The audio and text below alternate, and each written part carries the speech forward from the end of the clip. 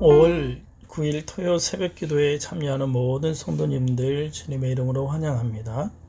오늘 우리가 함께 볼 말씀은 신명기서 15장 12절에서 23절 말씀입니다. 제가 봉독합니다. 내 동족 히브리 남자나 히브리 여자가 내게 팔렸다 하자. 만일 엿새 동안 너를 섬겼거든 일곱째 해에 너는 그를 놓아 자유롭게 할 것이요 그를 놓아 자유롭게 할 때에는 빈손으로 가게 하지 말고 내 양무리 중에서와 타작 마당에서와 포도주 틀에서 그에게 후히 줄지니 곧 내 하나님 여호와께서 내게 복을 주시는 대로 그에게 줄지니라. 너는 애굽 땅에서 종되었던 것과 내 하나님 여호와께서 너를 속량하셨음을 기억하라. 그것으로 말미암아 내가 오늘 이같이 내게 명령하노라. 종이 만일 너와 내 집을 사랑함으로 너와 동거하기를 좋게 여겨 내게 행하여 내가 주인을 떠나지 아니하겠노라 하거든 송곳을 가져다가 그의 길을 문에 대고 뚫으라. 그리하면 그가 영구히 내 종이 되리라. 내 여종에게도 이같이 할지니라. 그가 엿새 동안에 품꾼의 싹에 배나 받을 만큼 너를 섬겼은즉 너는 그를 놓아 자유하게 하기를 어렵게 여기지 말라. 그리하면 내 하나님 여호와께서 내 범사에 내게 복을 주시리라. 내 소와 양의 처음 난 수컷은 구별하여 내 하나님 여호와께 드릴 것이니 내 소의 첫 새끼는 부리지 말고 내 양의 첫 새끼의 털은 깎지 말고 너와 내 가족은 매년 여호와께서 택하신 곳 내 하나님 여호와 앞에서 먹을지니라. 그러나 그 짐승이 흠이 있어서 절거나 눈이 멀거나 무슨 흠이 있으면 내 하나님 여호와께 잡아들이지 못할 것이니 내 성중에서 먹되 부정한 자나 정한 자가 다 같이 먹기를 노루와 사슴을 먹음같이 할 것이요 오직 피는 먹지 말고 물같이 땅에 쏟을지니라. 아멘. 오늘 주신 말씀을 생각하며 함께 묵상하며 나가기 원합니다. 다 같이 묵상하겠습니다.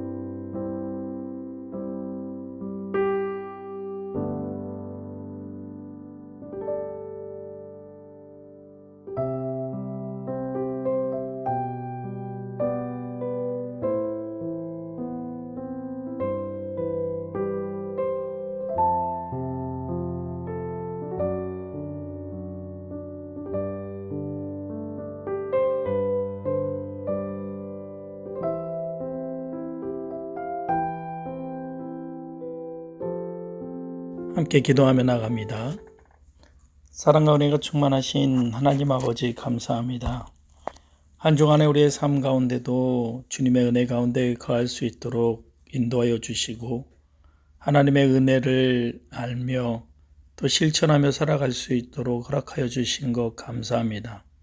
오늘 이 시간 저희들도 주님 앞에 나와 이 아침에 머리 숙여 고백합니다. 저희들이 마음을 다하고 뜻을 다하여 주 하나님을 섬기고 주님의 말씀에 온전히 순종하고 주님의 말씀을 따라 나눔과 섬김을 실천하며 우리 주변에 가난하고 궁핍한 이들의 필요를 살피며 살아갈 수 있는 우리들이 될 수 있도록 주님 인도하여 주시옵소서. 오늘 이 시간 또 말씀을 듣습니다. 들을 게 있는 저희들이 말씀을 들을 때 깨닫게 하여 주시고 그 깨달음을 인하여 우리의 삶 가운데 적용하며 살아갈 수 있는 우리들의 모습이 될 수 있도록 하나님 인도하여 주시옵소서. 감사드리며 예수님 이름으로 기도드리옵나이다. 아멘. 우리가 살아가는 이 세상은 물질과 함께하는 삶이라고 해도 과언이 아닐 것입니다. 돈 같은 물질을 소유하지 않거나 사용치 않으면 세상을 살 수가 없기 때문입니다. 특히 물질적 궁핍은 단지 재산상의 거래에 국한되지 않습니다. 극심한 가난은 신체적 속박까지 가능케 만들기 때문입니다. 형편의 어려움으로 특히 제3금융에 돈을 빌리게 된다면 그로 인해 문제가 생기는 사람들을 많이 볼 수 있습니다. 원금보다 더 많은 이자를 내야 하는 문제로 빚은 더 많이 생겨서 사채업자에 쫓기는 신세가 되든지 아니면 고통 가운데 신체적 포기까지 하는 경우들이 많이 있습니다. 또한 빚은 대물림되어 자녀들까지 평생 고통 가운데 살게 된다는 것이죠. 그런데 그 옛날 시대에도 이런 경우들이 있었다라는 것이죠. 가난으로 인해 남의 집에 종이 되는 경우들이 있었습니다. 오늘 말씀에도 하나님은 모세를 통해 이렇게 말합니다. 재정상의 이유로 종으로 팔린 사람들에 대해 안식년의 면제 규례를 적용하라 라고 말합니다. 6해 동안 종으로 일한 그들을 7째 해에는 자유롭게 놔주라라는 것이죠. 신명기에 나타난 이 안식일 규정의 특징은 예굽의 노예였던 이스라엘을 해방했던 것을 기념하여 안식할 것을 명령하고 있다는 겁니다. 안식일을 의미하는 히브리어 사밧은 멈추다, 그만두다 라는 뜻을 지니고 있습니다. 안식일은 멈춤의 시간이며 그만두는 시간입니다. 일을 멈추는 것이고 전진을 멈추는 것이며 생산을 멈추는 겁니다. 우리가 여행을 가다 보면 휴게소가 나옵니다. 특히 캘리포니아에서 휴게소를 지나치게 되면 낭패를 보는 경우가 많이 있습니다. 휴게소가 간격이 너무나 멀기 때문입니다. 그래서 우리는 휴게소가 나오면 멈춰 쉽니다. 그 쉼을 통해 오히려 더 창조적인 힘을 얻게 된다는 것이죠. 우리가 안식일을 잘못된 관점으로 보면 버리는 시간, 낭비하는 시간일 수도 있습니다. 이 시대를 비춰보면 급변하는 세상에서 쓸모없는 무용의 시간인 것처럼 생각할 수 있다는 것이죠. 그런데도 하나님은 멈춰라 하시고 브레이크를 잡으라 하십니다. 시간을 버리면서 함께 쉼을 누려라 라고 말하고 있는 것이죠. 함께 쉬어야 할 대상은 가족 구성원뿐만 아니라 노예들도 포함되며 소나 나귀 같은 가축까지 예외 없이 쉼을 주라라는 겁니다. 오늘 신명기 15장은 안식일처럼 매년 7년마다 노예들과 땅에게 쉬는 시간을 주라라는 규정입니다. 7년에 한 번 멈춰 서라는 거죠. 브레이크를 밟아라는 겁니다. 노예 소유자들이 7년마다 노예를 해방시키고 노예를 풀어줌으로써 이집트 탈출 때 하나님이 그들에게 베푸셨던 구속 활동에 동참한다라는 의미를 가지고 있다라는 것이죠.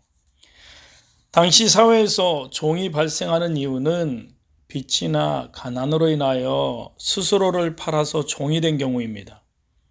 이럴 경우에는 제7년 안식년이 아니라 노예 생활을 한 지 7년째 되는 해에는 해방을 시켜주라라는 뜻입니다. 레위기 21장 26절에서 37절을 보면 주인은 히브리 노예를 잘 보호해야 하며 만일 주인이 학대하면 고소할 수 있었습니다. 또한 의식주를 공급받았으며 안식일을 누리며 가정생활도 영위할 수 있었습니다.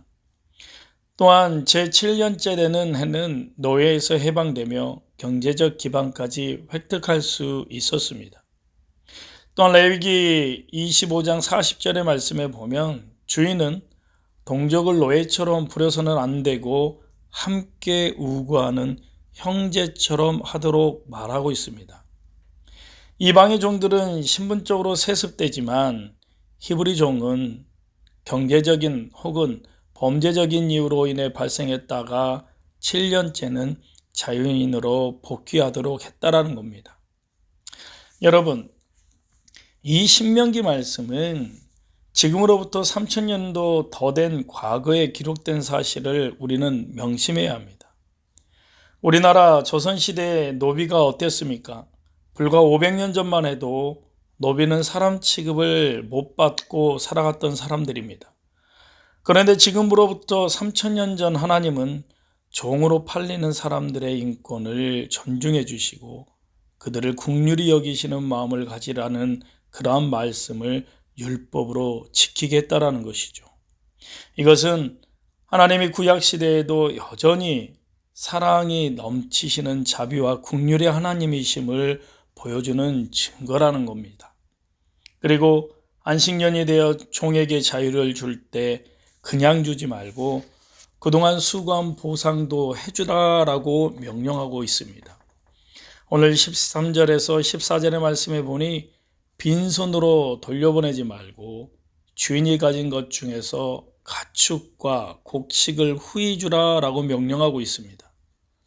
양무리에서 주라라는 것은 주인이 가지고 있는 가축 중에서 얼마를 떼어주라는 겁니다. 또한 타작마당과 포도주 틀에서 주라라는 것은 먹을 것을 넉넉히 주라는 겁니다. 안식년이 되어 종에서 해방되어 자유를 얻었지만 빈몸으로 나오면 그는 당장 살아갈 방도가 없었습니다.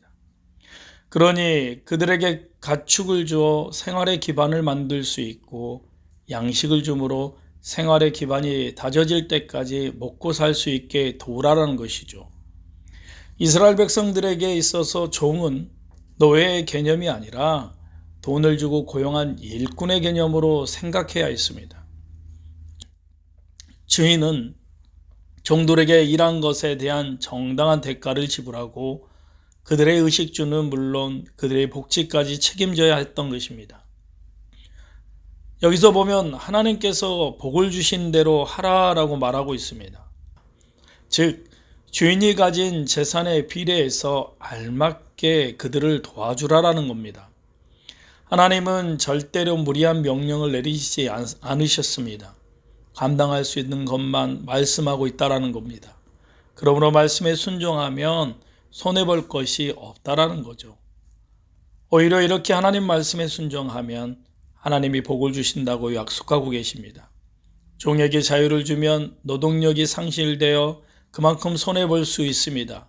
또한 종에게 자유를 주며 그의 복지까지 신경 쓰고 일부의 재산을 떼어주면 그만큼 경제적 손실도 볼 수도 있습니다. 그런데 하나님께서 그렇게 하면 손해나 손실을 보는 것이 아니라 보다 더 잘 살 수 있도록 복을 주시겠다라고 약속하고 계십니다. 사실 오늘날 회사의 경영자들과 노동자들 간의 갈등이 얼마나 큽니까? 노사 간의 갈등 문제는 회사를 넘어 한 나라와 한 사회에 지대한 문제를 남기고 있습니다. 그런데 이 문제를 해결하는 방법이 무엇입니까? 바로 서로가 양보하고 서로가 이해하는 겁니다. 대화가 있어야 한다라는 것이죠. 특별히 더 가진 자가 덜 가진 자를 품어주고 자신이 가진 것을 나눌 줄 아는 마음이 필요하다는 겁니다. 이것이 21세기 노사 문제를 해결하는 모범적인 답이지 않을까요? 그런데 지금 3000년 전 하나님은 이미 이에 대한 해결답을 우리에게 알려주고 계신다는 것이죠. 많이 가진 자가 적게 가진 자를 도와주어라. 무엇보다 고용주가 피고용자들의 복지에 신경을 쓰거라. 오늘날 왜 많은 기업과 고용주들이 욕을 먹는 이유가 무엇일까요? 자신들이 가진 소유를 직원들에게 분배하지 않기 때문입니다. 움켜쥐고 있기 때문이다라는 것이죠. 그것을 분배하면 고용주인 자신들이 손해를 볼 것 같기 때문입니다. 그런데 성경적인 원리는 무엇이라 말합니까?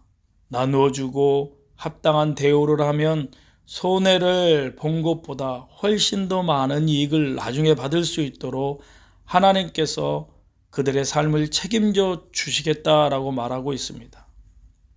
사람은 소모품이 아닙니다. 쓸 수 있는 데까지 다 쓰고 더 이상 필요가 없으면 버리는 존재가 아니다라는 것이죠. 사람은 하나님의 형상대로 지음받은 소중한 존재입니다. 하나님이 사람을 귀하게 여기셨으니 당연히 우리도 사람을 귀하게 여길 줄 알아야 합니다. 말씀을 맺길 원합니다.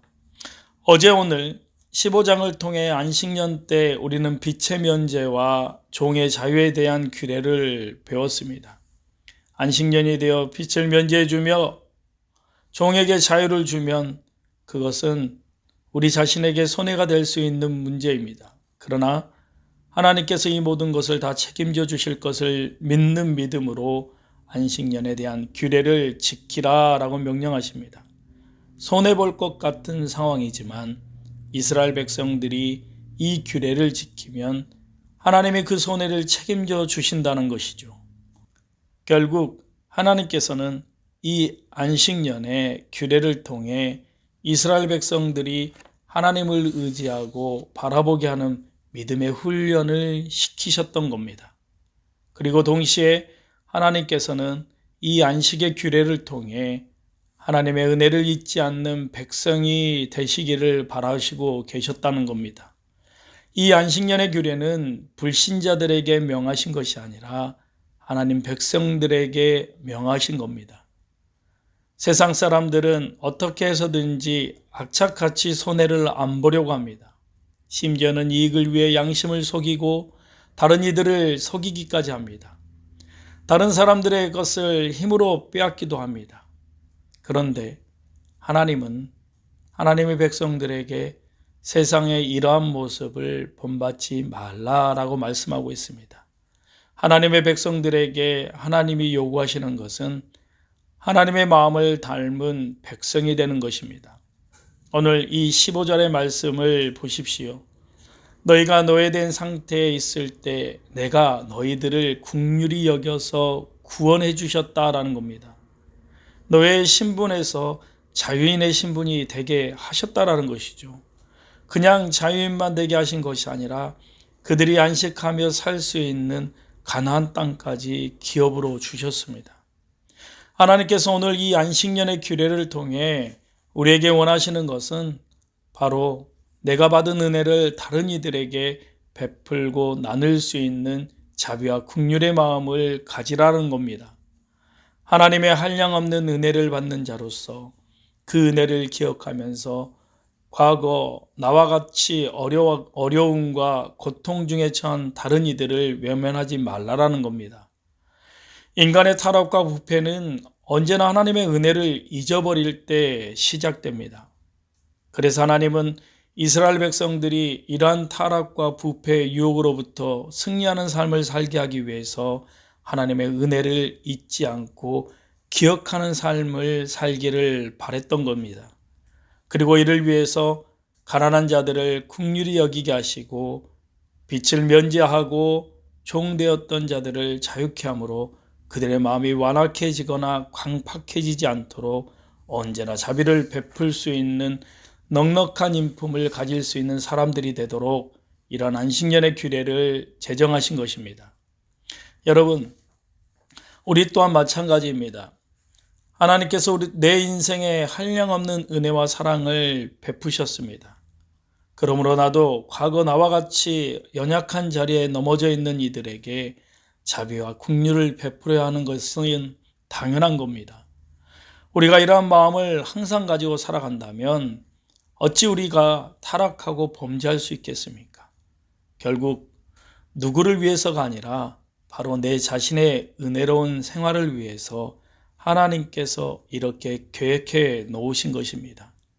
그러므로 우리 주변의 어려운 형제자매들에게, 사람들에게, 또한 나의 도움이 필요한 사람들에게 도움의 손길과 위로의 손길을 베풀어 줄 수 있는 마음을 가질 수 있는 그런 우리 성도들이 되기를 주님의 이름으로 소원합니다. 우리 이 시간 다 같이 함께 기도하며 나갑니다. 내가 가진 모든 것이 다 하나님의 은혜로 주어진 선물이라는 사실을 우리는 잊지 말고 이 은혜를 받은 자들로서 하나님의 마음을 가지고 어려움에 처한 이들에게 사랑을 나누고 위로와 격려를 나누어 줄 수 있는 우리들이 될 수 있도록 이 시간 함께 우리 말씀을 생각하며 기도하기 원합니다. 다 같이 기도하겠습니다.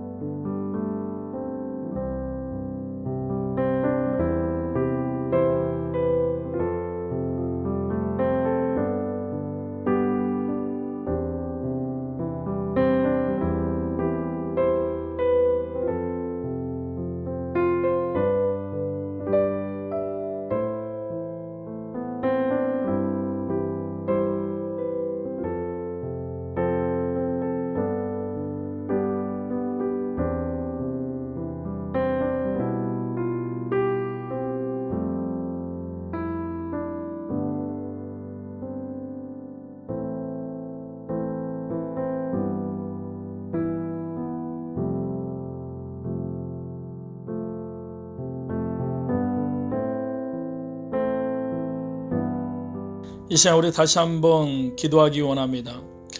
5월은 가정의 달입니다. 오늘 우리 가정을 위해 함께 기도하기 원합니다. 사단의 세력으로 인하여 가정이 점점 무너져가고 있습니다. 우리 교회 가운데 가정 문제로, 자녀 문제로 인한 어려움, 또한 경제적 염려, 그리고 병마와 싸우며 고통 중에 힘겨워하는 성도들의 가정을 기억하며 함께 기도하기 원합니다. 괴로울 때 고난을 이겨내신 주님을 바라보게 하셔서 치유와 회복을 경험케 하시며 주님의 위로와 평안을 맛볼 수 있는 우리 모든 성도들이 또 성도들의 가정이 될 수 있도록 함께 기도한 후에 여러분들의 기도의 제목을 주님 앞에 올려드리기 원합니다. 다 같이 기도하겠습니다.